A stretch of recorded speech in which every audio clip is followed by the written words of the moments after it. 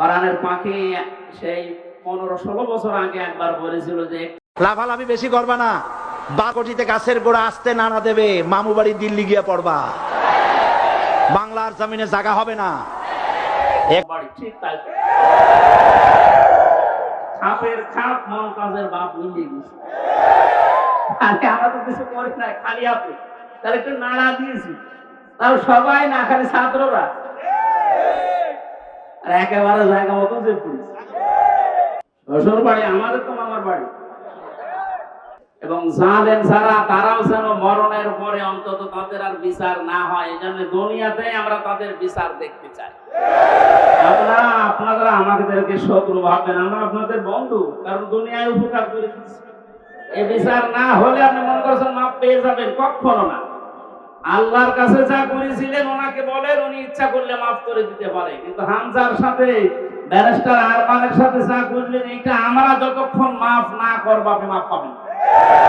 কারণ আপনি আমাকে আর আরমানকে শুধু কাঁদিয়েছেন তা না, আমার স্ত্রীকে কাঁদিয়েছেন, আমার মেয়েকে কাঁদিয়েছেন।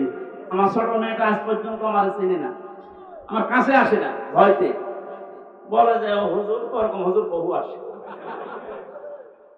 8-9 মাস ধরে রেখে গিয়েছিলাম, 3 বছর পর, এখন 4 বছর পর কি করি।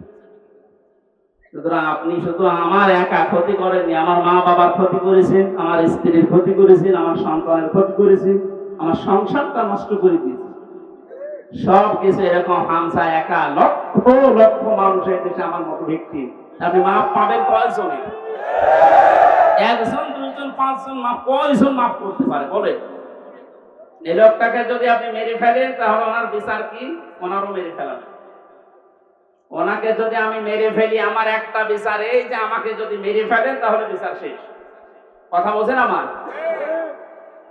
আর একটা সিস্টেম আছে, হ্যাঁ, ওনার স্ত্রী, ওনার মা বাবা, সন্তান আদি যারা, ওরা যদি মাফ করে দেয় টাকা পয়সা নিয়ে, জরিমানা নিয়ে, তাহলে মাফ হবে। তাছাড়া আর কোনো সুরত নেই। ওই 10 বছর 15 বছর 18 বছর 30 বছর জেল দিয়ে ওই লোকটা শুধু জেল খাটাই হবে, তার উপর আবার আরেকটা জুলুম হয়ে যায়। কিন্তু ওনাকে মাফ পাওয়ার জন্য কোরআনে কারিমে হাদিসে যে 2টা বিষয় আমরা পাই। 1 নম্বরে ওনারে মাফ পাওয়ার জন্য ওনারে মেরে ফেলা লাগবে। এক কথা বলে না কেন? 2 নম্বরে শুধু মেরে ফেলা না, ওনার আত্মীয় স্বজন যদি টাকা পয়সা নিয়ে দিয়ে বলে যা মাফ করে দিলাম, ঠিক আছে। তাছাড়া মাপ পাওয়ার আর কোন লাইন আছে? লাইন আছে? ওনার জীবন কয়টা? উনি আমাকে মেরেছে, আমি ওনাকে মেরে ফেললাম, শেষ হয়ে গেল। তো ওই লোকটা যদি 500 মানুষ 2700 ছাত্র হত্যা করার কারণ হয়, ওকে 2700 বার মারা লাগবে। ওরে 2700 বার মারা যাবে? এমনি মরে গেছে, এমনি মরে যাচ্ছে। তো 2700 বার মারা যাবে কোন কায়দায়? একবার মরলে তো শেষ। 2699 বার এখনো মারা লাগবে। তো আমি মারবো কি করে? কারণ এতগুলো মানুষ এই কয়েকদিনে আমার সামনে 14 জন মারা গেছে, আমার সামনে। আমি মরণের পর 5 তারিখে যেদিন স্বাধীন হয়ে যায়, 6 তারিখে সকালবেলায় প্রত্যেকের বাড়িতে আমার যা সমর্থ ছিল, এমনিতে আমি মুসলিম, যতটুকু পেরেছি 2 মাস চলার মতো তাদেরকে দিয়ে এসেছি। নেন, হাসপাতালে গিয়েছিলাম দেখতে, এক একজনের যে অবস্থা, এই জায়গায় গুলি লাগিয়ে, এই জায়গায় বন্দুক লাগিয়ে দিয়েছে, এই জায়গায় লাগিয়ে দিয়েছে, লজ্জাস্থান নষ্ট হয়ে গেছে। এরকম বহু মানুষ হাসপাতালে কাতরাচ্ছে এখন, শুধু কুষ্টিয়া, বাকি জেলাগুলো তো আমি তো জানি না এখন সব খবর। আর এই 8-9 দিন ছিলাম তো বাইরে, এই জন্য সব খবর জানি না। সুতরাং আমাকে যদি আপনি একজন মারার জন্য মেরে ফেলতেন, আমার তো বিচার হয়ে যেত। আমি তো কারণ হয়ে দাঁড়িয়েছি 2700 মানুষ মারার, আমাকে তো 2700 বার মারা লাগবে। এই জন্য এই বিচার এখন আর দুনিয়ায় নেই। এই বিচার করার জন্য আল্লাহ আখিরাত বানিয়েছে। 2700 বার আপনাকে মারবে, আপনার লজ্জা স্থান নষ্ট করে দেবে। এই জন্য বলছি, জালেম যারা আছেন এখনো ফিরে এসে সে সমস্ত মানুষের উপরে জুলুম করেছিলেন, ওনাদের কাছে যান, ওনারা যদি কিছু করতে পারে। তাছাড়া আল্লাহ জানিয়েছেন যে আমি মাফ করবো না, কারণ এটা আমার, আমি দায়িত্ব ছেড়ে দিয়েছি যাদের উপরে জুলুম করেছি তাদের উপর। এখন তাদেরকে বলেন, ওনারা যদি মন থেকে কিছু করে, তাছাড়া আপনি দুনিয়াও ধ্বংস করেছেন, আপনার আখিরাতও ধ্বংস হয়ে যাবে। আল্লাহ তুমি আমাদেরকে জালেম হওয়া থেকে রক্ষা করো। এই শব্দটা শুনতে যদিও সহজ মনে হচ্ছে, জালেম, এটা কত বড় নিকৃষ্ট আল্লাহর কাছে। আল্লাহ বারবার কোরআনে জানিয়েছেন, আল্লাহু লা ইয়াহদিল কওমাজ জালিমিন, জালেমদের আমি পথ দেখাই না, হেদায়েত দেই না। আমরা যদিও অনেকে বলে হুজুর আমাদের কেন্দ্রীয় আমির বারবার দোয়া করে, তো দোয়া করে করবো কি? জালেমদের তো হেদায়েত হবে না, জালেমদের কোনো হেদায়েত নেই। আর জালেমকে ক্ষমা করে দেওয়ার অর্থ হচ্ছে মাজলুমের উপর অবিচার করা। আপনি কোনদিন ব্যারিস্টার আজমের আরমান, ব্যারিস্টার আরমানের স্ত্রীর কাছে মাপ পাওয়ার কথা না, সে মানুষ ছিল আপনার মতো। এরপরও বলছে আপনারা চেষ্টা করেন, যদি মাপ পান, না পাইলে বুঝবেন আপনার দুনিয়া আখিরাত ধ্বংস হয়ে গেছে। আল্লাহ তুমি আমাদেরকে মাফ করো, বলেন আমিন। কোরআনের বিচার যতদিন পর্যন্ত কায়েম না হচ্ছে, বসে থাকার, থেমে থাকার আমাদের কোনো সুযোগ নেই। যে যেখান থেকে আসি আমরা চেষ্টা চালাবো, চর্ম চোখে দেশে দেখতে চাই আল্লাহর কোরআন দিয়ে বাংলাদেশটা চলছে। কারণ আমরা তো দেখলাম যে বাবা চালালে কেমন লাগে, চাচা চালালে কেমন লাগে, স্বামী চালালে কেমন লাগে, বউ ভাবি সবাই চালিয়েছে, সবই দেখলাম যে কেমন লাগছে। একটা জিনিস এখন দেখতে বাকি আছে, যে কোরআন দিয়ে, আল্লাহর কোরআন দিয়ে রাষ্ট্র চালালে কেমন লাগে, এটা দেখতে বাকি আছে না?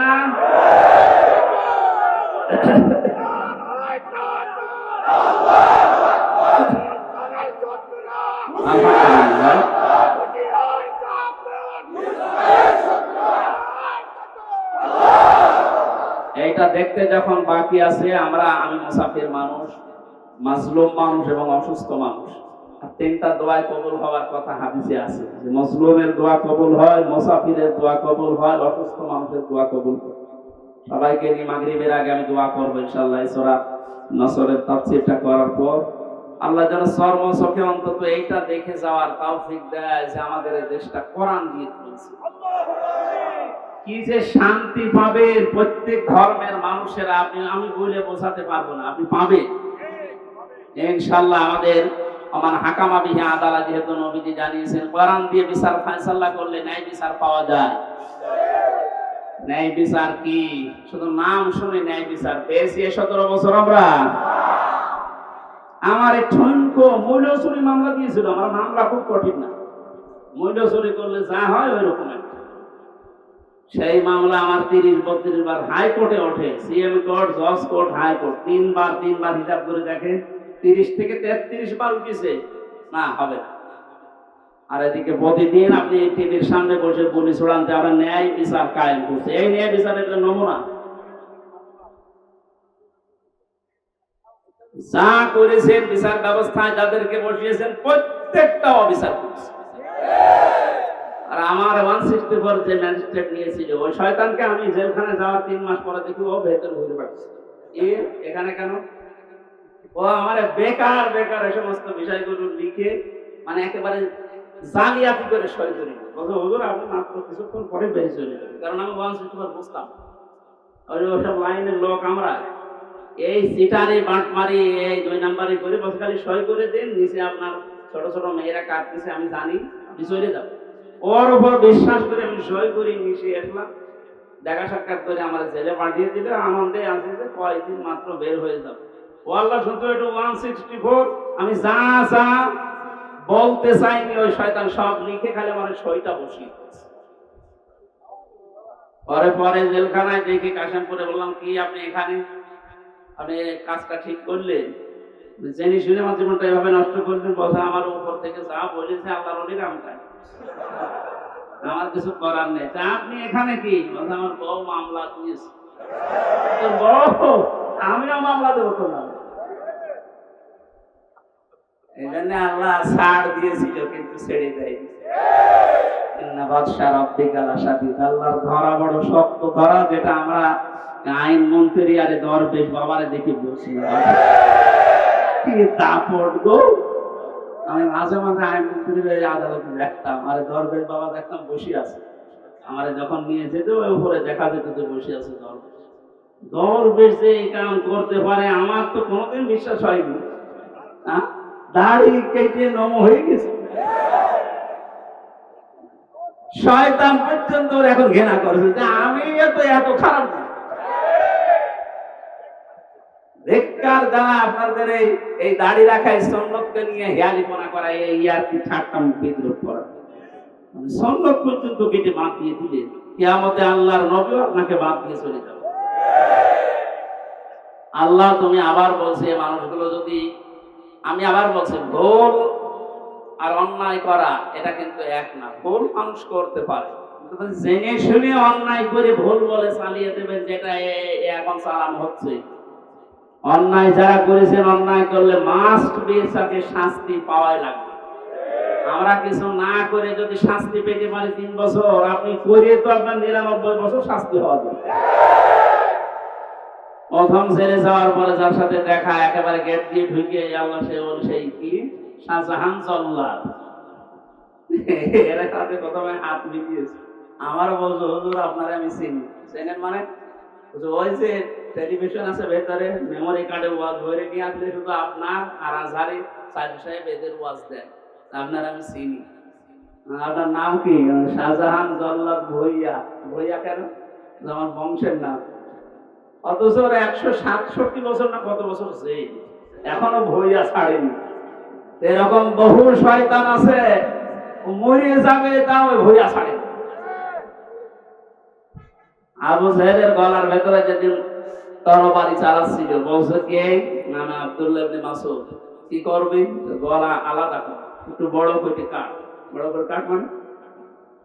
বলে হ্যাঁ একটু বড় করে কাট। মানুষ যেন আমার মাথা দেখে বলছে যে এটা নেতার মাথা। আমার মনে হয় এর মতো এখনো পর্যন্ত অনেক শয়তান, সব শেষ হয়ে গেছে, এরপরও ভিত্তি কমছে না। বিভিন্ন জায়গা থেকে ভিডিও বার্তা দিয়ে মানুষকে শুধু উত্তেজিত করছে, আর কোনো লাভ হবে না ইনশাআল্লাহ। আপনি যাই করেন আর কোনো লাভ হবে না। এদেশের মানুষ বুঝে গেছে, ধোঁকা দিয়ে বোকা বানিয়ে বেশি দিন রাখা যায় না। এই জন্য কোরআনের বিচার ব্যবস্থা যদি কায়েম হয়, দল মত এখানে আর নেই। সবাই যেহেতু আমরা মুসলিম, 96% মুসলমানের দেশে কোরআনের বিচার চলবে না মানে? এই কথা বলেন না কেন? এ বিষয়ে কারো দ্বিমত আছে?